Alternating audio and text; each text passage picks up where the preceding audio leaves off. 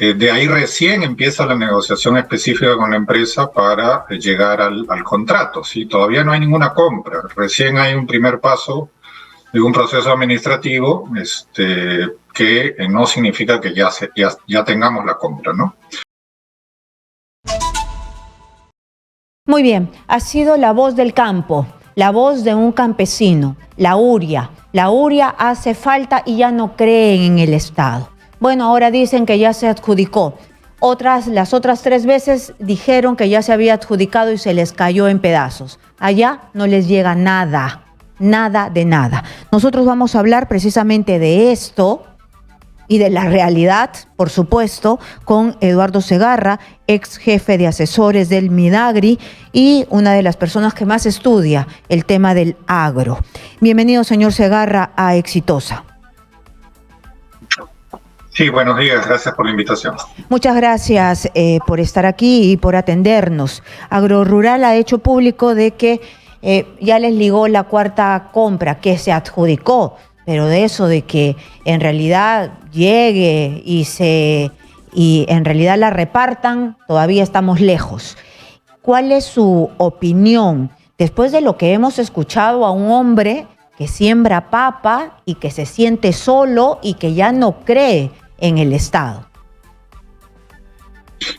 Ya, bueno, lo primero a saber es que se trata de un proceso administrativo que tiene diversos pasos y recién el comité ha decidido adjudicar la licitación a uno de los postores.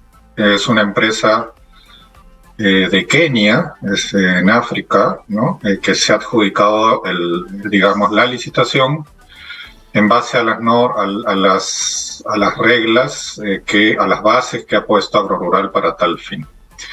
Recién el proceso de adjudicación, entonces, es un primer paso. Ahora hay que ver, efectivamente, entiendo que hay siempre también un informe de Contraloría. Ya ha pasado las veces pasadas que luego de la adjudicación, Contraloría sacó un informe diciendo que había problemas. No vaya a ser que ahora ocurra lo mismo. Esperemos que no. Si eso, digamos, no ocurre, esperemos que la cosa pueda marchar. De ahí recién empieza la negociación específica con la empresa para llegar al contrato, ¿sí? Todavía no hay ninguna compra. Recién hay un primer paso de un proceso administrativo que no significa que ya tengamos la compra, ¿no? Ahora, ¿qué es lo que viene si es que ocurre la compra? Ya es todo otro tema, porque primero hay que ver que la empresa efectivamente tenga esa capacidad, cumpla con lo que ya hemos tenido experiencias muy malas en las 3 licitaciones anteriores con empresas seleccionadas, y no sé pues si es que esta vez efectivamente Agrorural ha tomado en cuenta todas las consideraciones necesarias para que la empresa que va a proveer la urea sea suficientemente seria, tenga suficientemente espalda financiera y tenga experiencia en este tipo de exportaciones. Es una exportación grande. Kenia no es un país que produzca urea. Probablemente lo que va a hacer este proveedor es importar urea de otro lado, de Rusia o de Arabia Saudita, ¿no? De que los países desde donde Kenia importa. Entonces va a ser una triangulación. Hay muchas preguntas sobre cómo va a funcionar esto. Lo que le iba a preguntar, Kenia, me sonaba de que no sabía si tenían la experiencia, si ellos eran productores. Yo sabía más bien por las conversaciones que habíamos tenido antes que eran otros los productores, y ahora usted me dice aquí va a haber una triangulación. O sea, no hemos podido nosotros llegar a los países productores. Ahora nos vamos a Kenia, hacemos una triangulación y eso lo hace más costoso.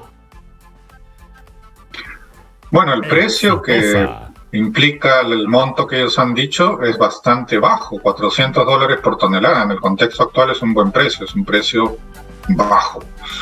Ahora preocupa porque el precio internacional de la urea está muy por encima de ese precio, 500, 600, hasta $700. Entonces, haber comprado a un precio bajo también genera cierta preocupación, porque el postor al final puede ver que no le conviene si el precio internacional es más alto que el que ha ofrecido. Ya ha pasado antes con esta empresa italiana que se arrepintió, ¿no? Luego de haber ofrecido un precio, el precio internacional subió y la empresa dijo, bueno, al final no me conviene. Hay creo que riesgos en esta operación. Yo no sé pues si Agrorural otra vez ha evaluado adecuadamente los antecedentes de la empresa, qué es lo que va a hacer, de dónde va a traer la urea. Kenia no es un país productor de urea, ni menos que pueda exportar, o sea, digamos, es un importador de urea igual que nosotros. Entonces, habría que ver, habría que contactarse con esta empresa, a ver cómo lo hace. Quizás tiene representantes en Perú, en la región, que van a hacer la compra. No sabemos bien qué va a pasar. Y aquí, precisamente, ya que usted me está hablando de los precios, han conseguido unos postores con precios por debajo del valor internacional, ¿no? Tienen precios $400 por tonelada, 478, 580. Entonces, ¿por qué está tan bajo?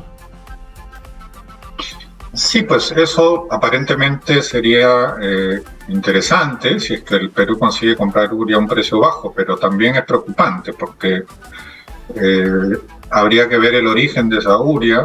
Quizás la han importado o la van a importar de Rusia, ¿no?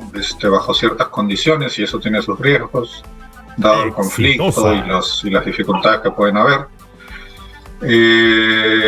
Hay mucho por mirar. Como les digo, recién estamos en la etapa 1. O sea, el comité se ha reunido y ha dicho, bueno, estos señores han ganado la licitación con ese precio, ¿no? Seguramente han ganado porque han ofrecido un precio bastante bajo. Pero hay otros criterios para seleccionar un buen postor, ¿no? Su experiencia, su capacidad de colocar el producto a tiempo.